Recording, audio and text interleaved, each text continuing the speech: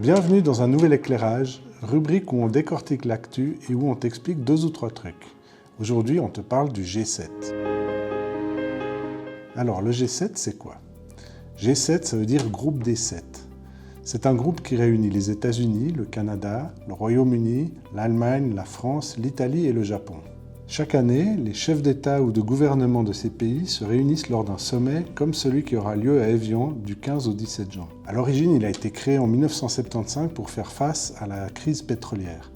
Ces pays étaient à l'époque les plus puissants sur le plan économique de la planète. En 1998, on a intégré à ce groupe la Russie, mais elle en a été exclue en 2014 après avoir annexé la Crimée qui était jusque-là rattachée à l'Ukraine. La Chine, qui est aujourd'hui la 2e puissance économique mondiale, et l'Inde, qui est la 6e, ne font toutefois pas partie du G7. En effet, ce n'est pas une organisation internationale officielle, mais un groupe informel, et il applique parfois des critères plus géopolitiques que strictement économiques. Pourquoi sa tenue à Évian en France inquiète à Genève? Alors il faut savoir que l'accès à Évian sera très restreint et hyper sécurisé, et donc les autorités genevoises et les milieux économiques craignent que les nombreux opposants au G7 ne viennent manifester à Genève. Or en 2003, le G8, qui s'était déjà tenu à Évian, avait donné lieu à d'importants débordements à Genève.